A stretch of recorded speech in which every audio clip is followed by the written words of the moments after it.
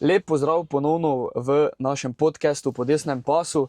Danes v prečudovitem sončnem Lenartu v osrčju Slovenskih goric z našim poslancem Francijem Breznikom. Franci, lep pozdrav. Lep pozdrav tudi vam in dobrodošli v mesto Lenart.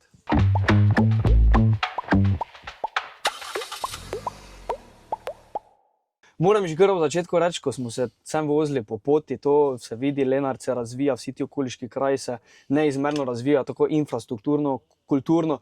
Da nam malo več povej to. Mi vemo, da so ti projekti potekali predvsem pod našo prejšnjo vlado, leta 2020 do 2022. Sedaj se pa koliko se je naredilo v zadnjih 4 letih? Ja, to je najboljša primerjava, ne? Torej, kaj je zmogla neka desna manjšinska vlada v dobrih 2 letih, ne? In sedaj 4 leta vlade tranzicijske levice, ne? Zdaj, Lenart je zgodovinsko središče, kulturno in tudi gospodarsko slovenskih osrednjih goric. Gre za neko regijo, ki je bila včasih od Boga pozabljena, bi temu rekli, in ki v zadnjem desetletju doživlja, lahko bi rekel, neko renesanso, doživlja nek razvojni preboj, ki nam ga mnogi opazovalci tega območja nekako dajejo, lahko bi rekel, kot neki pozitivni primer. Zelo pomembno je tudi, da daje primer recimo ene Gornje Radgone, ki ima tudi relativno močno industrijo, ne? Približno občina je enako velika kot občina Lenart, in razvoj, ki je šel na tem območju vsestransko, je nekajkrat boljši. Torej, neko območje, ki je malo bolj nagnjeno na levo stran, tudi volilno, in pa neko območje, ki je malo bolj da podporo bolj desnim kandidatom, če bi tako rekel. Zdaj, če pogledamo, upam, da bomo danes imeli nekaj časa, da tudi posnamemo. Torej, mi smo v času druge Janševe vlade, sem jaz osebno seveda bdel nad številnimi projekti, tistimi nad nekaj milijonov. Mi smo zgradili po dolgem času največji zeleni projekt, torej veliko centralno čistilno napravo, ki je res primer neke resne zelene, realne zelene politike, jaz temu pravim, ne? Jaz sem vedno na strani zelenih politik, ampak zelenega realizma, ne zelene religije. Potem si bomo pogledali projekt, ki je po moje, za mene osebno, ker gre za mojo matično osnovno šolo. Mi smo zgradili veliki prizidek v osnovni šoli Lenart, v bistvu gre za celo novo šolo. Govorimo o prizidku, ker je nadgrajen še na eno prejšnjo šolo, ampak gre za res velik projekt v višini 7,5 milijona. Potem lahko vidite skupni velik projekt vseh županov v Slovenskih goricah in še dalje, torej do Ptuja 10 občin kolesarskih povezav. Tudi ta projekt je bil realiziran 15 milijonov evrov evropskega denarja in državnih sredstev. Pomembno, gre za neko varnost, dnevne migracije tudi s kolesom, tudi sam ogromno kolesarjem. In pa potem naslednji projekti, ki so, je dogradnja velikega zdravstvenega doma v Lenartu, torej tudi na področju zdravstva. Potem gre tu za manjše športne objekte, ki smo jih pomagali z različnih, lahko bi rekel, skladov nekako sofinancirati, da niso občine ostale same. Torej, v mojih 4 mandatih so pa čisto vse občine v Slovenskih goricah, se jim nekako pomagal pridobiti državna sredstva za gradnjo vrtcev in pa osnovnih šol.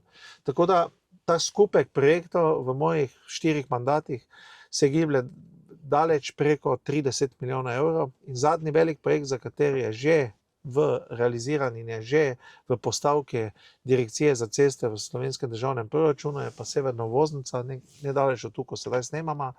Gre pa za naslednji projekt, ki ga verjamem, da ga bomo realizirali pod 4. Janševo vlado.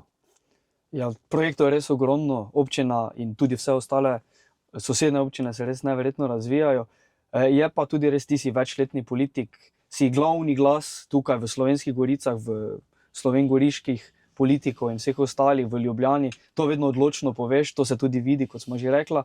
Si pa tudi mladi očka, zdaj si že 4 mandate poslanec. Odkje pa jemlješ ta elan, odkje je ta energija še za 5, vidimo v kampanji na polno na terenu, v Ljubljani odločno vse posod. Odkje je ta energija, Franci?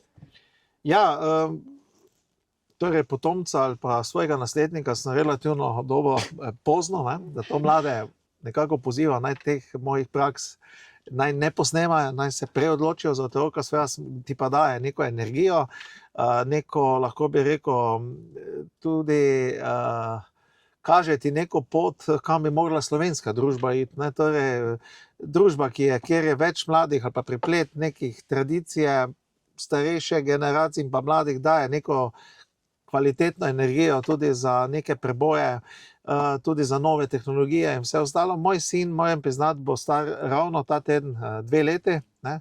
Ime mu je tako kot meni, tako kot vsem mojim prednikom zadnjih 7 generacij, vsi so bili Franci Brezniki, vsi so bili na tem področju več kot 350 let, vsi so ustvarjali gospodarsko, politično in kulturno dogajanje v teh krajih, so jo kreirali, bili so tudi majstori, borci in vse ostalo.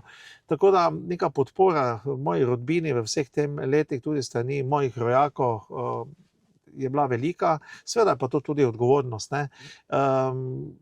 Tako da dodatno, lahko bi rekel, dodatno energijo mi pa seveda daje pa motivacijo sedaj za nadaljno delo, zato da tudi za mlade pripravimo to okolje, da bo kvalitetno, da boste lahko se res enako razvijali kot vaši kolegi v Avstriji, v Italiji in vse ostalo v naših sosednjih državah. Je prav to, zakaj me motivira, da še naprej kandidiram in da še naprej poskušam maksimalno delati za Slovenijo in seveda tudi za Slovenske Gorice. Ja, to pa lahko res prve roke potrdim, da si vedno na voljo mladim, ko kaj rabimo na svet, kaj treba urediti, to vedno priskočiš na pomoč in si res naš glas, tudi ti Ljubljani, tudi mladih, in zato smo ti zelo, zelo hvaležni. Moramo pa tudi povedati, aktiven si zelo v državnem zboru. Ne? Zdaj si v odboru za zunanje zadeve, pa seveda si predsednik odbora za zadeve Evropske unije, pa tudi odbora za finance, kot vem. Zdaj ena zelo pereča tematika, prihajaš iz takšnih krajev, je pa seveda kmetijstvo, in na odboru za evropske zadeve, Evropsko unijo, je bilo sporazum Mercosur.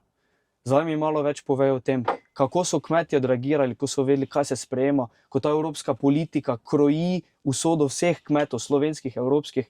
Ti si to odločno zagovarjajo, da smo proti in da je potrebno kmetom zagotavljati konkurenčnost in da morajo ostati tukaj kmetje na prvem mestu, ker brez kmeta ni hrane. Ja, še marsikaj. Kmet, manjši kmetje, ki mogoče nekoliko manj predelujejo hrane, skrbijo pa za videz naših krajev, videz okolice, urejajo komunalo, kosijo, zato da lahko takrat, ko dobimo turiste, pokažemo neko lepo urejeno okolico. Tudi to. Tako da vsak kmet, tako tisti najmanjše kmetije, nekaj hektarov, do srednjih družinskih kmetij, ki so neko gonilo razvoja, vsaj je tudi velik, največji del našega političnega manifesta, kaj se tiče kmetijstva, Slovenske demokratske stranke, tudi velika kmetijska podjetja. Vsak potrebuje različne politike, ker kmetijstvo je v Sloveniji zelo, lahko bi rekel, razdeljeno, ravno zaradi preteklih komunističnih časov, ko so kmetje dobesedno uničevali. Ne? In zdaj jaz sem mogoče nekoliko bolj čustveno vezan. Moj oče in velik del moje družine so veterinarji. Imam 4 veterinarje v svojem sorodstvu. Moj oče je bil dolgoletni veterinar, doktor veterinarske medicine na tem področju. Jaz sem preživel celo mladost pri manjših kmetih, spoznal sem njihove stiske, ko niso mogli preživeti, ko so vsi hodili še v službo, pa še doma te kmetije. In približno vem, kako čutijo. Ne? In zdaj, če se vrnemo na ta sporazum, morate se zavedati, da ta zelena agenda, ki so jo evropski socialisti in liberalci peljali ves čas tudi v Evropskem parlamentu, to je bolj evropska zgodba, katere posledice vidimo danes, ob padcu industrijske proizvodnje popolnoma, ob zmanjšanju samooskrbe številnih evropskih držav, se moramo zavedati, da Slovenija je še bolj na udaru. Mi nismo velika kmetijska država, naša poprečna velikost kmetije še vedno na približno 7 hektarjih. Mi imamo zelo razdrobljena sama kmetijska zemljišča, ne? Kmetje tu 2 hektarja nekje orje, pa gre se 10 km pele, pa spet 2. Tudi to gre za nek proces, ki mora biti obraten temu, kar se je v socializmu dogajalo, da združimo tudi ta kmetijstva. Ampak ta del tega sporazuma, ki pa je velik problem, ki se je seveda dolgo pripravljal in ki je sedaj ravno neka gonilna sila za del reševanja, lahko bi rekel, predvsem nemška avtomobilska industrija, ker morate vedeti, vi v te 4 južnoameriške države lahko danes izvažate še vozila, ki so bila narejena pred 15-20 leti, tudi kar se tiče izpušnih sistemov. In to je neka izhod v sili ravno za tiste, ki so v bistvu najbolj propagirali zeleni prehod, Ne? In danes v tem sporazumu vidijo samo ta industrijski del.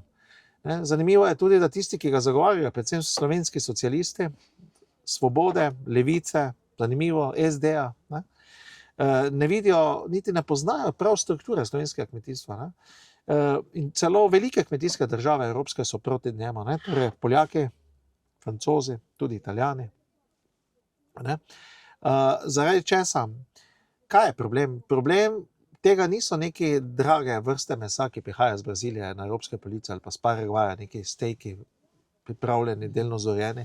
Problem so delno klavniški odpadki, z katerih prihaja močna ta mestna industrija v Evropi, na podlagi česa ljudje potem kupujejo paštete, hrenovke in vse ostale predelane mesnine, tiste najnižjega kakovostnega razreda, in prav te najdejo seveda potem prostor na številnih policah teh grosističnih trgovin.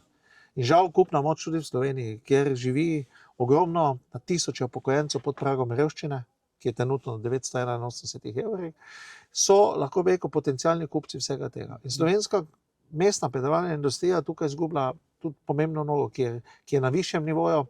Zdaj treba se zavedati tudi standarde, tudi dobrobit živali. Zanimivo, ravno ti levičarji, ki vam vsak dan pišejo, kakšna dobrobit živali bi morala biti, ne, se ne zavedajo tega, da ko podpišeš taki sporazum, ne, ti preložiš, tukaj ukineš nek del predelave ali pa proizvodne, v Južni Ameriki so pa ti standardi nekoliko nižji. Kaj šele, da gremo na škropiva, ne, na številne pesticide, ki so že v Evropi izginili ali pa bili prepovedani 30 let nazaj, ki se danes še vedno uporabljajo v južnoameriških državah. Ne. Recimo tukaj v Sloveniji ne vidite, da bi še kdo škropil z avioni, kot so nekoč, ne, zaradi močne razpršenosti škropil tudi na gost, na vse ostalo, na živalski svet. Torej, standardi v Sloveniji so 5krat večji in gre za popolnoma nelojalno konkurenco, ob tem, da uničujemo velik del samooskrbe v Sloveniji. In na področju recimo zelenjave, sadja, Slovenija ima daleč pod 40% samooskrbe, na področju govedine smo še na blizu 100%, mlečne proizvodnje tam na 130%, svinjina je tudi katastrofalna. In tukaj so največji problemi v tem trenutku za slovenskega kmeta. In Slovenska demokratska stranka edina, samo mi smo bili proti že na samem našem odboru, ko se je to pripravljalo, torej na odboru za EU, ki ga vodim, ki sem ga vodil v tem mandatu, ki sedaj je proti koncu. Torej, in odločno smo bili proti z vsemi argumenti, z vsemi pastmi in nevarnosti, katerih smo se zavedali. Žal do ljudi v Sloveniji, številnih kmetov, sploh tudi ni prišla informacija, da so tudi naši kolegi Slovenske demokratske stranke v Evropskem parlamentu nekoč glasovali za, ampak samo za dodatne varovalke v sporazumu.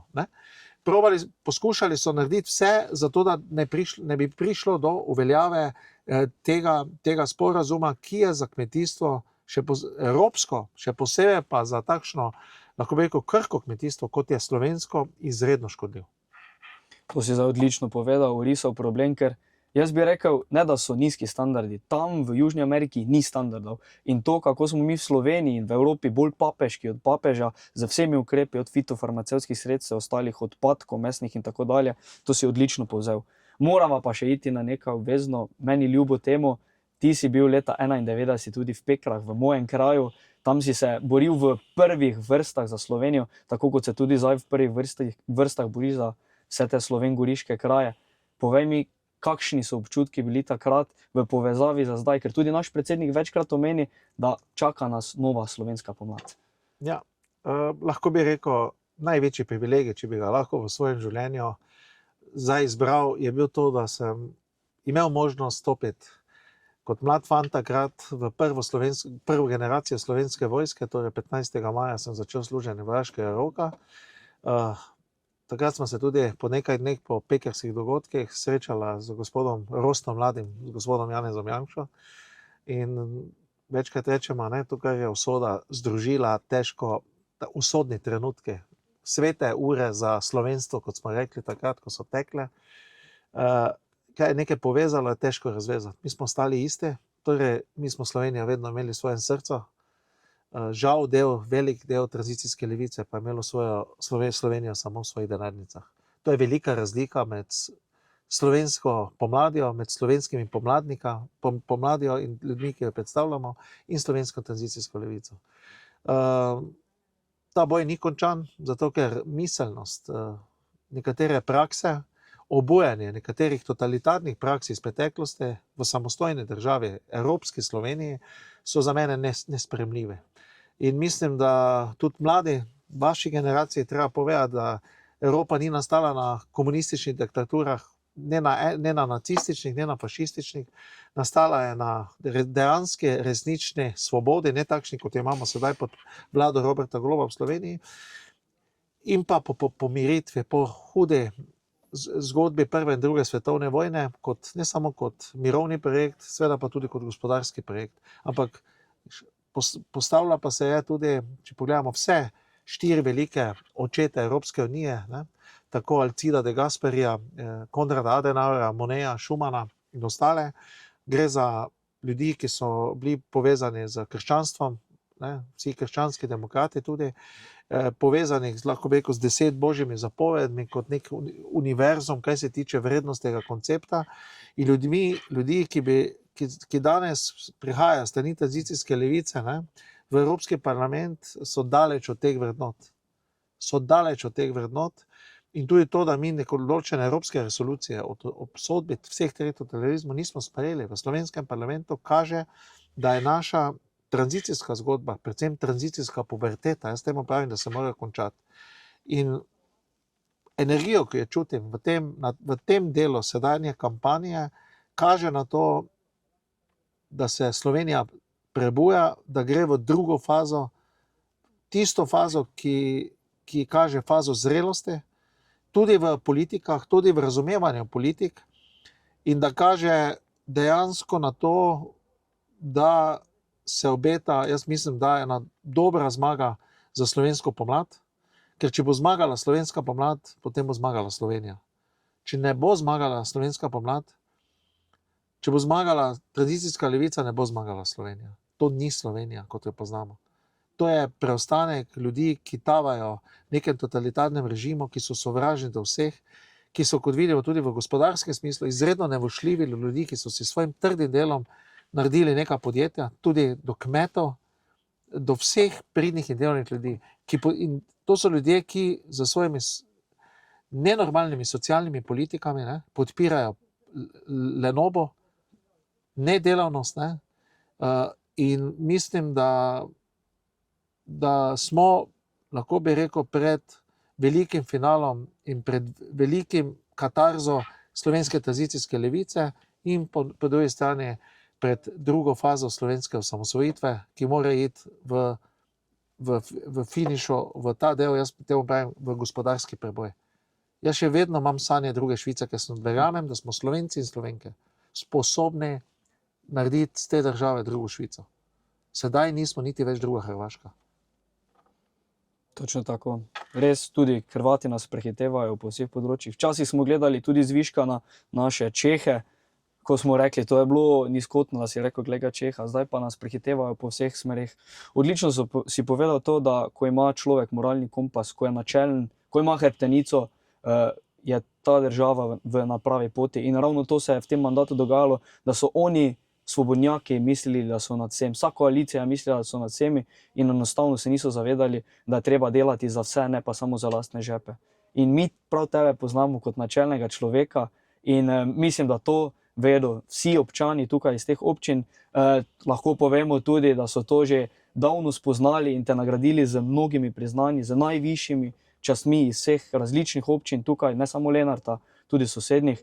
In kaj je še tisto zadnje, za zaključek, kaj bomo zopet prinesli v te slovengoriške kraje, po teh 4 letih bede bomo zopet zavladali in kaj bo Franc Breznik sporočil še svojim občanom in občankam. Ja, poglejte, torej v Slovenske Gorice smo pripeljali več kot 30 milijonov projektov. Tukaj smo ustvarili tudi in otvorili pred več kot desetletjem park dr. Jožeta Pučnika, ki upam, da si še ga bom danes pogledali.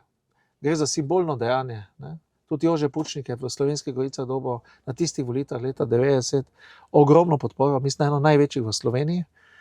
Je moj politični vzornik če je on zmogel vse, kar je zmogel, vse krivice, potem zmoremo tudi mi psi. Tisto, kar smo pa doživeli v času Golobove vlade, recimo v Lenartu, niti enega projekta.